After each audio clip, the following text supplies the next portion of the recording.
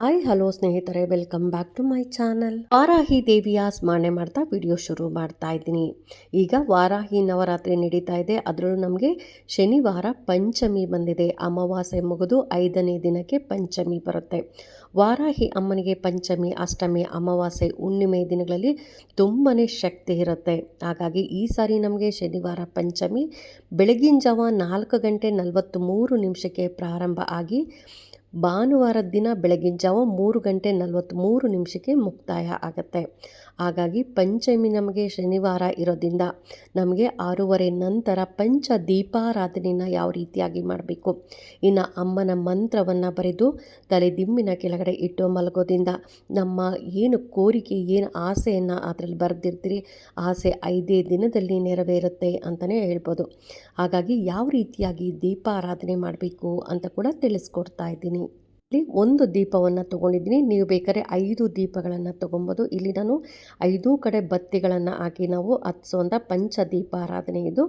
ಹಾಗಾಗಿ ನಾನು ಒಂದು ದೀಪವನ್ನು ತೊಗೊಂಡಿದ್ದೀನಿ. ನಿಮ್ಗೆ ಈ ಥರ ಇದ್ದರೆ ಒಂದು ದೀಪವನ್ನು ತೊಗೊಳ್ಳಿ, ಇಲ್ಲ ಅಂದರೆ 5 ದೀಪಗಳನ್ನು ಕೂಡ ತೊಗೊಂಡು ಈ ರೀತಿಯಾಗಿ ಮಾಡ್ಬೋದು. ಇನ್ನು ದೀಪಕ್ಕೂ ಕೂಡ ಅರಿಶಿನ ಕುಂಕುಮವನ್ನು ಹಚ್ಕೊಬೇಕಾಗತ್ತೆ.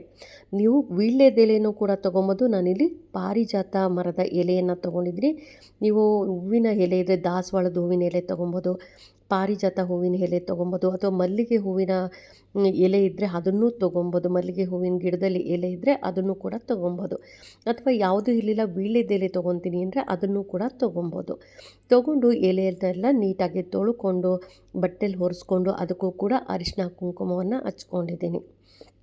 ಇನ್ನು ತೊಟ್ಟೆಯಲ್ಲಿ ಅಕ್ಕಿ ತೊಗೊಂಡು ಅಕ್ಕಿ ಮೇಲೆ ಸ್ವಲ್ಪ ಅರಿಶಿನ ಕುಂಕುಮವನ್ನು ಹಾಕಿ ಅದರ ಮೇಲೆ ಏನು ನಾವು ಎಲೆನ ರೆಡಿ ಮಾಡಿರ್ತೀರಲ್ಲ ಆ ಎಲೆಗೆ ಅರಿಶಿನ ಕುಂಕುಮ ಹಚ್ಚಿ ಅದನ್ನು 5 ಕಡೆಗಳಲ್ಲಿ ನಾನು ಇಲ್ಲಿ ತಟ್ಟೆಲಿ ಜೋಡಿಸ್ಕೊತಾ ಇದ್ದೀನಲ್ಲ ಈ ರೀತಿಯಾಗಿ ಜೋಡಿಸ್ಕೊಂಡು ನಂತರ ದೀಪವನ್ನು ಇಟ್ಕೊಂಡು ಈ ದೀಪಕ್ಕೆ 5 ಕಡೆ ನೀವು ಬತ್ತಿಗಳನ್ನು ಹಾಕಬೇಕಾಗತ್ತೆ.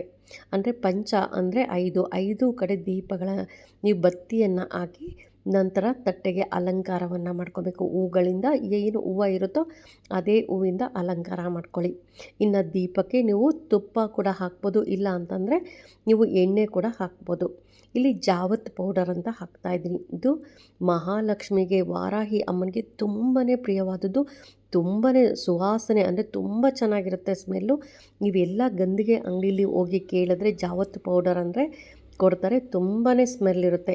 ದೀಪ ಹಚ್ಚಬೇಕಂದ್ರೆ ದೀಪದಲ್ಲಿ ಈ ಜಾವತ್ ಪೌಡರು, ಸ್ವಲ್ಪ ಕರ್ಪೂರವನ್ನು, ಆದಷ್ಟು ಪಚ್ಚ ಕರ್ಪೂರ ಇದ್ದರೆ ಒಳ್ಳೆಯದು. ಪಚ್ಚ ಕರ್ಪೂರ ಇಲ್ಲ ಅಂದರೆ ಮಾಮೂಲಿ ಕರ್ಪೂರವನ್ನು ನೀವು ಪುಡಿ ಮಾಡಿ ದೀಪ ಏನು ರೆಡಿ ಮಾಡಿರ್ತೀರಲ್ಲ ಆ ದೀಪದಲ್ಲಿ, ಅಂತಂದರೆ ಎಣ್ಣೆ ಅಥವಾ ತುಪ್ಪ ಹಾಕಿರ್ತೀರಲ್ಲ ಅದ್ರ ಒಳಗಡೆ ಹಾಕಬೇಕಾಗತ್ತೆ.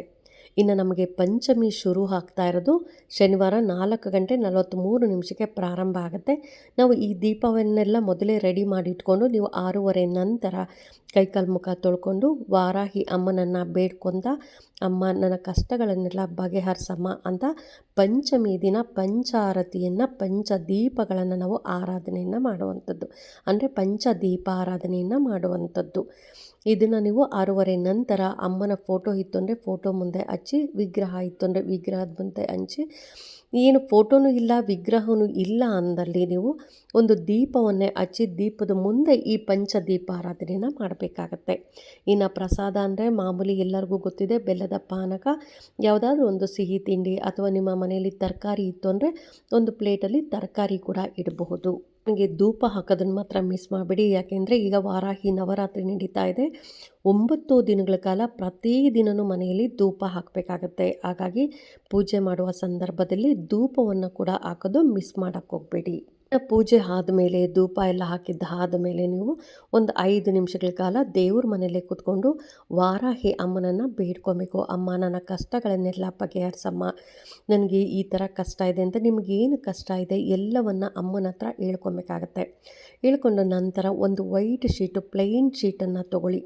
ಪ್ಲೈನ್ ಶೀಟನ್ನು ತೊಗೊಂಡು ಅದರ ಮೇಲೆ ಅಮ್ಮನ ಮಂತ್ರವನ್ನು ಬರಿಬೇಕಾಗತ್ತೆ. ಮೊದಲು ನಾನಿಲ್ಲಿ ತಿಳಿಸ್ಕೊಟ್ಟಿರುವಂಥ, ನಾನೀಗ ಸ್ಕ್ರೀನ್ ಮೇಲೆ ಕೂಡ ಹಾಕ್ತೀನಿ, ಆ ಮಂತ್ರವನ್ನು ನೀವು ಆ ಚೀಟಿಯಲ್ಲಿ ಅಂದರೆ ಆ ಪೇಪರಲ್ಲಿ ಒಂದು ಗ್ರೀನ್ ಪೆನ್ ಆಗಲಿ ಅಥವಾ ಬ್ಲೂ ಪೆನ್ನಲ್ಲಿ ಬರಿಬೇಕಾಗತ್ತೆ. ಬರೆದು ಅದ್ರ ಕೆಳಗಡೆ ನಿಮ್ಮ ಸಮಸ್ಯೆ ಏನು ಅದನ್ನು ಒಂದನ್ನು ಮಾತ್ರ ಬರಿಬೇಕಾಗತ್ತೆ ಸ್ನೇಹಿತರೆ.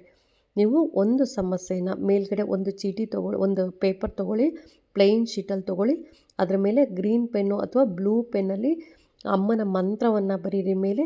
ಅದರ ಕೆಳಗಡೆ ನೀವು ನಿಮಗೇನು ಸಮಸ್ಯೆ ಇದೆ, ತುಂಬ ಭರಿಸಲಾರದಷ್ಟು ಕಷ್ಟ ಇದೆ ಅಂತ ನಿಮಗೆ ಅನಿಸುತ್ತಲ್ಲ, ಅಂತಹ ಕಷ್ಟವನ್ನು ನೀವು ಬರೀಬೇಕಾಗತ್ತೆ.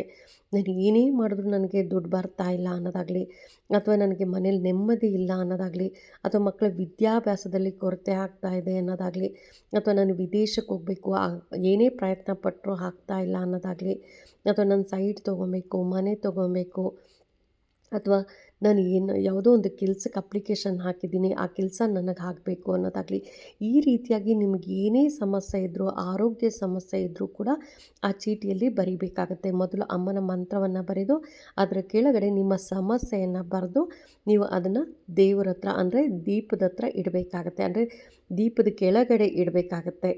ನಂತರ ನೀವು ಊಟ ಮಾಡಿ ಇನ್ನೇನು ಮಲಗಕ್ಕೆ ಹೋಗ್ತಿರಲ್ಲ, ಆ ಸಮಯದಲ್ಲಿ ಆ ಚೀಟಿಯನ್ನು ತೊಗೊಂಡೋಗಿ ಮತ್ತೆ ಅಮ್ಮನನ್ನು ಬೇಡ್ಕೊಬೇಕು. ಅಮ್ಮ, ನನ್ನ ಕಷ್ಟವನ್ನು ಬರೆದಿದ್ದೀನಿ, ನನ್ನ ಕಷ್ಟ ಬಗೆಹರಿಸಮ್ಮ ಅಂತ ನೀವು ಬೇಡ್ಕೊತ ಆ ಚೀಟಿಯನ್ನು ನೀವು ದಿಂಬಿನ ಕೆಳಗಡೆ ಇಟ್ಕೊಬೇಕಾಗತ್ತೆ.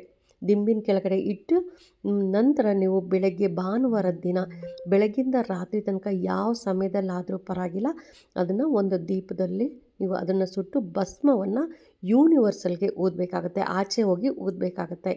ಅಕಸ್ಮಾತ್ ಭಾನುವಾರ ನಾನು ಮರ್ತೋದೆ ಅಂತನ್ನೋರು ನೀವು ನೆಕ್ಸ್ಟ್ ಡೇ ಸೋಮವಾರ ಅಥವಾ ಮಂಗಳವಾರ ಕೂಡ ಮಾಡಬಹುದು. ಆದರೆ ಬರೆಯೋದು ಮಾತ್ರ ಶನಿವಾರ ರಾತ್ರಿನೇ ಬರೀಬೇಕಾಗತ್ತೆ. ಇಲ್ಲಿ ಅಮ್ಮನ ಮಂತ್ರ ಕೂಡ ಸ್ಕ್ರೀನ್ ಮೇಲೆ ಬರ್ತಾ ಇದೆ ನೋಡಿ. ಈ ಮಂತ್ರವನ್ನು ನೀವು ಒಂದು ಸಾರಿ ಬರೆದ್ರೆ ಸಾಕು ಸ್ನೇಹಿತರೆ. ಓಂ ಕ್ರೀಂ ಗ್ಲೌಂ ವಾರಾಹಿ ದೇವಿ ಧನಂ ದೇಹಿ ನಮಃ. ಓಂ ಕ್ರೀಂ ಗ್ಲೌಂ ವಾರಾಹಿ ದೇವಿ ಧನಂ ದೇಹಿ ನಮಃ. ಈ ಮಂತ್ರವನ್ನು ನೀವು ಒಂದೇ ಒಂದು ಸಾರಿ ಬರೀಬೇಕಾಗತ್ತೆ.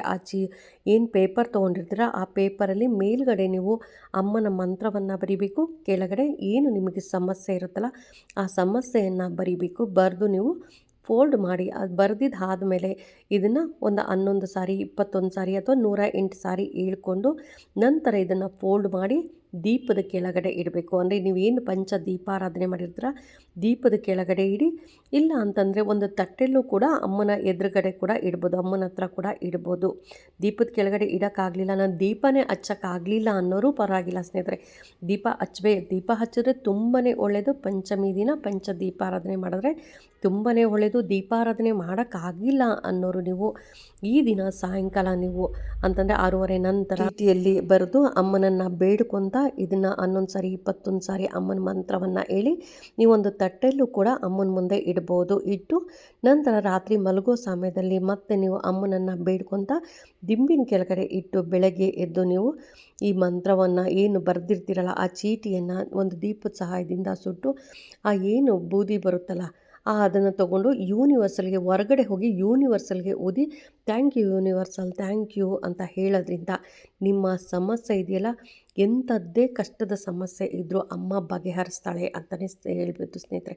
ಏಕೆಂದರೆ ಅಮ್ಮನ ಮೇಲೆ ಅಷ್ಟು ನಂಬಿಕೆಯಿಂದ ಬರೀರಿ.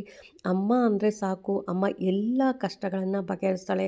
ಅದರಲ್ಲೂ ನಮಗೆ ವಾರಾಹಿ ನವರಾತ್ರಿ ನಡೀತಾ ಇದೆ, ತುಂಬಾ ಒಳ್ಳೆಯದಾಗುತ್ತೆ. ಈ ಸಮಯದಲ್ಲಿ ನೀವು ಯಾವುದೇ ಪೂಜೆಗಳನ್ನು ಮಾಡಿದ್ರು ಮಂತ್ರಗಳನ್ನು ಹೇಳ್ಕೊಳ್ಳೋದ್ರಿಂದ ತುಂಬಾ ಒಳ್ಳೆಯದಾಗುತ್ತೆ ಅಂತ ಹೇಳ್ತಾ ಈ ವಿಡಿಯೋ ಹೇಗನ್ನಿಸ್ತು ಅಂತ ಕಾಮೆಂಟ್ ಸೆಕ್ಷನಲ್ಲಿ ಕಾಮೆಂಟ್ ಮಾಡಿ, ಲೈಕ್ ಮಾಡಿ, ಶೇರ್ ಮಾಡಿ.